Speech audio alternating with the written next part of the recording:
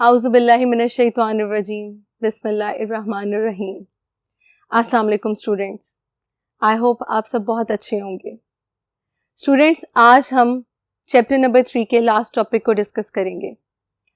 Last topic को मैंने दो हिस्सों में डिवाइड किया है। पहला नक्शा फहमी, जो हमारा लास्ट टॉपिक है इस बुक का, और दूसरे में हम एक्सरसाइज को डिस्कस करेंगे। एक्सरसाइज के साथ साथ हम ये देखेंगे कि कौन से इंपॉर्टेंट क्वेश्चंस हैं जिन्हें आपने बिल्कुल नज़रअंदाज नहीं करना और आपको वो पेपर्स में आ सकते हैं। तो उसके साथ साथ हम बिस्मिल्लाह करते हैं मैप रीडिंग नक्शा फहमी से। स्टूडेंट, नक्शा किसे कहते हैं? नक्शा फहमी में क्या आता है? देखिए, दुनिया ग्लोब की तरह है, गोल। इसमें बहुत से हिस्से हैं, लेकिन इन्हें समझने के लिए हमें एक आउटलाइन बनानी पड़ती है। तो समझें कि उस आउटलाइन को क्या कहते हैं? नक्शा बनाना। और अगर मैं नक्शे की तारीफ करूं तो हम जमीन या उसके किसी भी हिस्से को जब कागज पर उतारते हैं तो नक्शा बनाना कहते हैं। इसमें बहुत सी चीजें जो है वो हमारी हेल्पफुल हमारे लिए साबित होती है। उसमें सबसे पहले आ जाता है स्केल, पैमाना। पैमाना क्या है, इसकी तारीफ क्या है, स्केल की डेफिनेशन क्या है।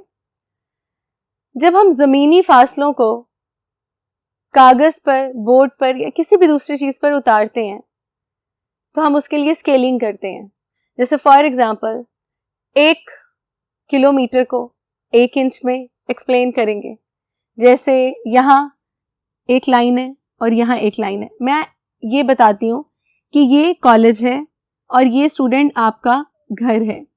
कॉलेज से आपके घर तक का डिस्टेंस 5 किलोमीटर है, तो मैं यहाँ 5 मीटर में उसे एक्सप्लेन करूंगी, 5 इंचेस में उसे एक्सप्लेन करूंगी। तो इस तरह से क्या होता है कि आप आसानी से समझ जाते हो। जब हम इंचेस की बात करेंगे तो आप समझ जाएंगे कि अच्छा, मेरे घर से कॉलेज तक का डिस्टेंस जो है वो 5 किलोमीटर है। अब इतना बड़ा किलोमीटर होता है, उसे हम बोर्ड पे या कागज पे तो नहीं ड्रॉ कर सकते, तो इसलिए हम स्केलिंग करते हैं उस मार्जिन के साथ, जिससे आपको आसानी हो, आपको समझने में आसानी हो। फिर हम मूव करते हैं मैप प्रोजेक्शन की तरफ। मैप प्रोजेक्शन क्या है? मैप प्रोजेक्शन मीन्स कि जब हम एक ग्लोब को, ये मैंने आपसे पहले भी डिस्कस किया था, ग्लोब को जब हम पेपर पे ड्रॉ करते हैं, that is called a map projection. कैसे? जैसा कि आप देख सकते हो कि आपको वहां एक ग्लोब नजर आ रहा है। ये ग्लोब, जिसके बारे में मैंने आपको बताया कि दुनिया एक स्फेयर की तरह है, स्फेयर शेप में है, एक बॉल है। उस बॉल को समझने के लिए एक फर्जी खत से कट कर दिया गया है। आप देख सकते हैं कि बॉल के सेंटर में एक कटिंग लाइन है जहां एरो आपको शो हो रहा है। ये लाइन इक्वेटर कहलाती है, खते इस्तिवा। इस लाइन को ने जो बॉल को 2 हिस्सों में तकसीम किया है, एक हिस्सा नॉर्थ में और एक हिस्सा साउथ में। इसलिए एक हिस्सा कहलाएगा नॉर्दर्न हेमिस्फेयर और दूसरा कहलाएगा सदर्न हेमिस्फेयर, यानी कुतबे शुमाली और कुतबे जनूबी। तो ये तो हमारे 2 जो है वो साइड्स हो गई। फिर इसके बाद हम एक सेंटर लाइन इमेजिन करते हैं जो 0 डिग्री की लाइन है बिल्कुल, और वो बिल्कुल सेंटर में आपको नजर आ रही है। उस लाइन से शुमाल से जनूब की तरफ एक लाइन आ रही है जो लंदन में ग्रीनविच से गुजरती है। ये मैंने इंट्रोडक्शन जब दिया था चैप्टर का तो आपको एक्सप्लेन किया था। इस लाइन को जो है ये एक इमेजिनरी लाइन है। इसके राइट और लेफ्ट साइड पे, यानी ईस्टर्न और वेस्टर्न साइड पे 180 लाइंस है। 180 और 180 लाइंस जो नॉर्थ से साउथ पोल की तरफ जा रही है या साउथ से नॉर्थ पोल की तरफ जा रही है, इन्हें लॉन्गिट्यूड्स बोलते हैं। लॉन्गिट्यूड्स का मतलब क्या है? लॉन्गिट्यूड्स तूल बल्द, लंबी लाइनें। और जो इक्वेटर से नीचे की तरफ और इक्वेटर से ऊपर की तरफ ईस्ट टू वेस्ट जा रही हैं, इन्हें लेटीट्यूड्स बोलते हैं। लॉन्गिट्यूड्स 360 होती हैं जो मिलकर एक दायरा बनाती हैं, और लेटीट्यूड्स हाफ सर्कल को कहते हैं, यानी 180 को। तो ये एक आसान तरीन डेफिनेशन है। अब ये तमाम चीजें जब आप पेपर पे करोगे, that is called the map projection. जब आप पेपर पे उस सारे ग्लोब को प्रेजेंट करते हो, that is called a map projection. Next one is symbols, science. ये क्या होता है? तो नक्शा फहमी में मैप रीडिंग में सिंबल साइंस भी बहुत इंपॉर्टेंट होते हैं। कैसे? अब पाकिस्तान का नक्शा बना हुआ है, आपको कैसे पता चलेगा कि कहाँ ज़्यादा हरियाली है, कहाँ ज़्यादा मैदान है, कहाँ पहाड़ हैं, कहाँ पानी है? तो कलर्स के ज़रिए। फिर कुछ सिंबल्स होते हैं, जैसे ब्लू कलर शो करता है पानी को, ग्रीन शो करता है ग्रीनरी फॉरेस्ट को, ब्राउन शो करता है डेजर्ट को या फिर माउंटेन्स को। तो इस तरह से जो एरियाज होते हैं उनमें जो सिंबल्स हैं वो हमें इंडिकेट करते हैं कि ये इस जगह पर ज़्यादा ये है। फिर काफ़ी दफ़ा हमने जब ड्रॉ करना होता है कि ये सब कॉन्टिनेंट में हिंदू और मुस्लिम्स थे, तो हम हिंदुओं को एक कलर दे देंगे, मुस्लिम्स को एक कलर दे देंगे। जहाँ जहाँ हिंदू मेजॉरिटी होगी उस कलर से हमें पता चल जाएगा कि इस एरिया में हिंदू मेजॉरिटी ज़्यादा है, और जिन एरियाज़ में मुस्लिम मेजॉरिटी होगी तो हमें कलर से पता चल जाएगा कि यहाँ मुस्लिम मेजॉरिटी ज़्यादा है। तो इस तरह से सिंबल्स और साइंस जो है वो हमें बहुत तौर पर हेल्प करते हैं मैप रीडिंग के लिए। तो हमने देखा स्केलिंग को, हमने देखा मैप प्रोजेक्शन को, और हमने देखा सिंबल साइंस को। नेक्स्ट हमारे पास है खतूत। अगेन खतूत दो तरह के हैं, लॉन्गिट्यूड्स और लेटीट्यूड्स। मैंने आपको मैप प्रोजेक्शन में इसे एक्सप्लेन करके बताया। लॉन्गिट्यूड्स जो नॉर्थ पोल से साउथ पोल की तरफ लाइनें आ रही हैं, जो 0 डिग्री से राइट और 0 डिग्री से लेफ्ट, 180 180 180 180 है, टोटल 360 लॉन्गिट्यूड्स हैं, और 180 लेटीट्यूड्स हैं जिसे अर्ज बल्ब बोलते हैं।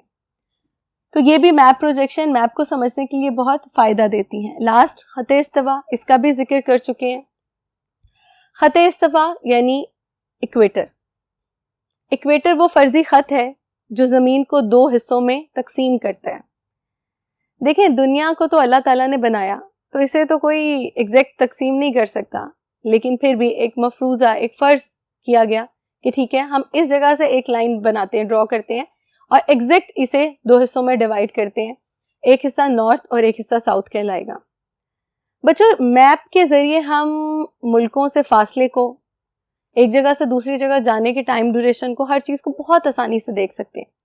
तो बच्चों, आप लोगों ने इस मैप प्रोजेक्शन की एक एक चीज़ को बहुत अच्छे से समझना है, क्योंकि ड्रॉ करके इसलिए पिक्चर्स के थ्रू आपको बताया जा रहा होता है कि जब हम खुद से एक्सप्लेन करते हैं तो आपके माइंड में आ रहा होता है अच्छा ऐसा ऐसा ऐसा, नहीं, जब घर जाके पिक्चर देखी तो ये तो कुछ और है। तो अब जब हम पिक्चर्स के थ्रू समझा रहे हैं तो उससे आपको ये फ़ायदा होगा कि आपके माइंड में होगा कि ये दुनिया की शेप है, और इस तरह से लॉन्गिट्यूड्स और लेटीट्यूड्स होती हैं, और बिल्कुल आसान। आपने क्या करना है, एक सर्कल बनाया। अच्छा, सर्कल कितने का है? 360 डिग्री का, 360 का। तो 360 को 2 हिस्सों पे डिवाइड कर दिया, सिंपल। ये भी सर्कल है, सर्कल को 2 हिस्सों पे डिवाइड कर दिया, 180 180। टोटल कितने लॉन्गिट्यूड्स हुए? तूल बल्द हुए। Very good, 360। तो इस तरह से जब चीज़ों को कंसेप्चुअल तरीके से पढ़ेंगे तो आपको बहुत आसानी होगी। तो नक्शा फहमी और नक्शे की तारीफ में और उसके आगे फर्दर पार्ट्स में हमने देखा कि स्केलिंग किसे कहते हैं, मैप प्रोजेक्शन किसे कहते हैं, सिंबल्स के जरिए हम कैसे फ़ायदा उठाते हैं, खतूत, तूल बल्द और अर्ज बल्द क्या है, और ख़त इस्तिवा क्या है। अब इसके साथ हम चलते हैं बुक के वाइंड अप सेशन की तरफ, जो है क्वेश्चन आंसर सेशन। तो चलते हैं बोर्ड नंबर 2 की तरफ। स्टूडेंट्स, हम आगे हैं एक्सरसाइज की तरफ। सबसे पहले हम डिस्कस करेंगे लॉन्ग क्वेश्चंस को। तो चैप्टर का एक्सरसाइज का पहला लॉन्ग क्वेश्चन है, discuss the importance of location of Pakistan in the region. Pakistan की जो लोकेशन है उसके बारे में हमने शेयर करना है, और बेसिकली हमें पाकिस्तान का मोहल्ले वकू आपके सामने जो है वो बताना है। तो लेक्चर नंबर 15 जो हमने चैप्टर नंबर 3 को स्टार्ट किया था, उसमें अच्छे से एक्सप्लेन किया हुआ है कि लोकेशन ऑफ पाकिस्तान क्या है। हमने पहले लोकेशन ऑफ पाकिस्तान बताई, फिर उसके बाद बताया कि वो कौन से नेबरिंग कंट्रीज़ हैं जो पाकिस्तान के साथ साथ हैं, तो उनके बारे में भी हमने बात की। नेक्स्ट आ जाता है question number 2, discuss the mountain ranges of Pakistan in detail. Chapter number 3 के लेक्चर नंबर 2 में स्टूडेंट इसमें हमने माउंटेन रेंजेस के बारे में पढ़ा। मुकम्मल तफसील के साथ आपको लेक्चर नंबर 2 में चैप्टर नंबर 3 के एक्सप्लेन किया हुआ है। तो काइंडली इसका आंसर आप वहां से कॉन्सेप्ट क्लियर करेंगे और फिर लिख के प्रैक्टिस करेंगे। Question number 3 is write a note on plateaus, plains and valleys. Chapter number 3, topic number 3, मैदानों के बारे में, सतह मुर्तफा के बारे में और वादियों के बारे में बताएं। तो मैदानों, वादियों और सतह मुर्तफा, इन तीनों को ही अच्छे से एक्सप्लेन हमने लेक्चर नंबर 3 चैप्टर नंबर 3 में किया है। Next question number 4, in how many temporal zones Pakistan can be divided, explain each one. Pakistan को कितने टेम्पोरल जोन्स में जो है वो डिवाइड किया गया है, हर एक की वजाहत करें। नेक्स्ट, ये भी नेक्स्ट लेक्चर में आपको पूरी डिटेल मिल जाएगी। नेक्स्ट क्वेश्चन आता है, define map and what is the required information for map reading. ये आज जो टॉपिक हमने पढ़ा कि मैप, नक्शा फहमी क्या है, नक्शे के बारे में बताएं, उसकी तारीफ बताएं और उसके जितने भी रीडिंग के रिक्वायर्ड पार्ट्स हैं उसके बारे में हमने जिक्र करना है। तो ये सारी चीजें आज के लेक्चर में आपको आराम से मिल जाएंगी। Next, illustrate the effects of climate on human life. इंसानी ज़िंदगी पर जो आबो हवा के असरात होते हैं उनके बारे में बताना है। ये भी हम डिस्कस कर चुके हैं कि इंसानी ज़िंदगी पर आबो हवा के क्या असरात हैं। कोशिश करें लॉन्ग क्वेश्चन को हेडिंग्स के साथ, इलामा इकबाल के शेरों के साथ, अशार के साथ और अच्छी सी राइटिंग के साथ जो है वो प्रेजेंट करें। अच्छा स्टूडेंट्स, आपने ध्यान ये रखना है कि जब भी आप लॉन्ग क्वेश्चन अटेम्प्ट करें तो प्रॉपरली हेडिंग्स के साथ करें। हेडिंग्स अच्छी होनी चाहिए, नीट होनी चाहिए, क्वेश्चन को प्रॉपरली आपने अटेम्प्ट करना है और उसके साथ साथ आपने क्वेश्चन को अटेम्प्ट करने के बाद फिर उसमें कोशिश करें इलामा इकबाल के अशार का इस्तेमाल करें। स्टूडेंट्स, जब भी आप पाकिस्तान स्टडीज़ में लॉन्ग क्वेश्चंस अटेम्प्ट करेंगे तो आपके पास इलामा इकबाल के अशार की एक कलेक्शन ज़रूर होनी चाहिए और सिलेबस में आप इस्तेमाल भी किसका करेंगे, इलामा इकबाल के अशार का। तो वो ऐड करें, कोटेशंस ऐड कर सकते हैं तो करें और इन्फॉर्मेशन आपकी प्रॉपरली होनी चाहिए जो हम आपसे शेयर करते हैं। जब आप अच्छा मटेरियल प्रोवाइड करते हैं तो मार्क्स भी आपके अच्छे आते हैं। अब इसके साथ हम देखते हैं शॉर्ट क्वेश्चंस और एमसीक्यूज। एमसीक्यूज की बात करें तो चैप्टर नंबर 3 का पहला जो एमसीक्यू है वो ये है, which is the sea located in the south of the Pakistan. देखो, जब मैं एक बात बहुत इंपॉर्टेंट वो ये है कि क्वेश्चन पढ़ा, अब आपको ऑप्शंस नहीं पढ़नी, क्वेश्चन पढ़ते ही आपको आंसर आना चाहिए कि पाकिस्तान के जो शुमाल है उसमें कौन सा समुंदर है, कौन सा है, Arabian sea. Very good. Next question, what is the minimum height of mountains. Mountains की मिनिमम हाइट क्या होती है? देखिए, माउंटेन्स की मिनिमम हाइट तकरीबन 900 मीटर होती है और प्लेट्यूज की मैक्सिमम हाइट 900 मीटर होती है। आसान अल्फाज में, जैसा कि लास्ट लेक्चर में, पिछले लेक्चर्स में मैंने बताया है कि 900 मीटर से जो ऊपर चला जाए वो पहाड़ी सिलसिला होता है, यानी पहाड़ों की ऊंचाई शुरू हो जाती है। नेक्स्ट है, which mountain range is located between Pakistan and China. Pakistan और चाइना के दरमियान कौन सी माउंटेन रेंज जो है वो लोकेटेड है, वो Karakoram range. What is the real name of K two. K two का असल नाम क्या है? Godwin Austen. क्या नाम है? Godwin Austen. नेक्स्ट है, to which pass Karakoram highway connect Pakistan with China. Khunjerab pass. किस पास के जरिए, किस दर्रे के जरिए जो है पाकिस्तान चाइना से कनेक्ट होता है? Khunjerab pass. The highest peak of Hindu Kush range is Tirichmir. Next है, which mountain range is located in south of Pakistan. Pakistan के साउथ में यानी निचली तरफ कौन सी माउंटेन रेंज है?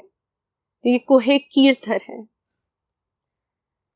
Next question is, in which mountain range Pakistan made the nuclear test on May 28, 1998।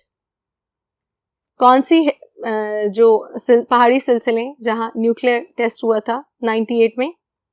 Chagai hills. Good. What is the total area of Pakistan? 7,96,096 मुरब्बा kilometre, यानी 7,96,096 मुरब्बा किलोमीटर। इसके साथ ही चलते हैं शॉर्ट क्वेश्चंस की तरफ। क्वेश्चन नंबर 1 है, what is meant by valley. वादी किसे कहते हैं?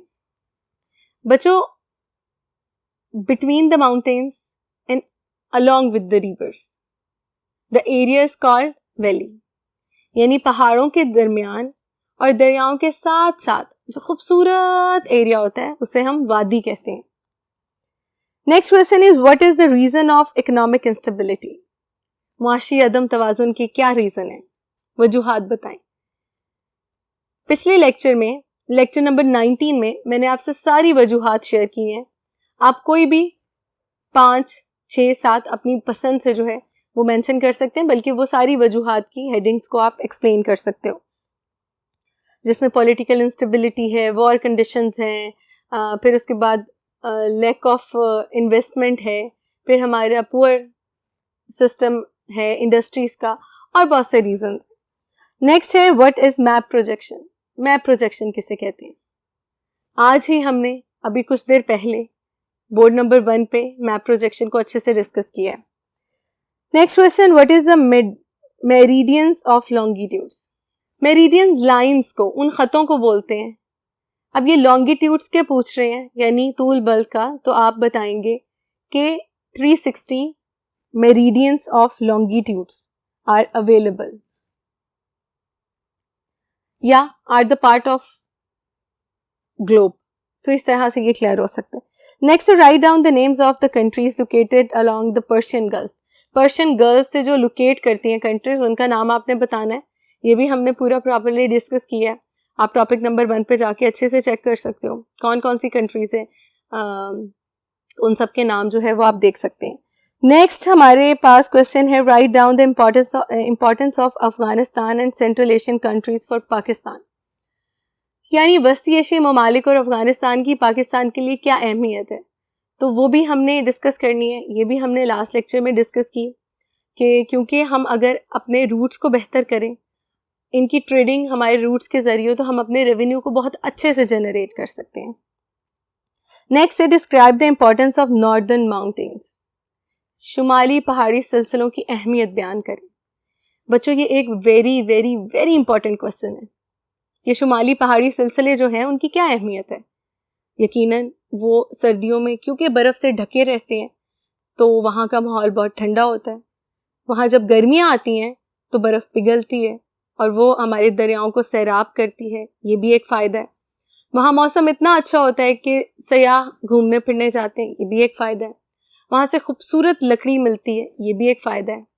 वो बहरे बंगाल से आने वाली हवाओं को रोकते हैं, ये भी फ़ायदा है। और चाइना पाकिस्तान का बॉर्डर भी है, बॉर्डर का काम भी देते हैं। तो इस तरह बहुत से शुमाली पहाड़ी सिलसिलों के फ़ायदे हैं। Next question is describe the location of Pakistan. ये भी हम टॉपिक 1 में चैप्टर 3 के डिस्कस कर चुके हैं। नेक्स्ट है डिफाइन स्केल। स्केल किसे कहते हैं? स्केल की डेफिनेशन भी लिखी हुई है और हमने आज इसे अच्छे से डिस्कस किया है। इसी के साथ साथ जो है हमारा क्वेश्चन आंसर्स का सेक्शन ख़त्म होता है। चैप्टर 3 हमने बहुत अच्छे तरीके से वाइंड अप किया।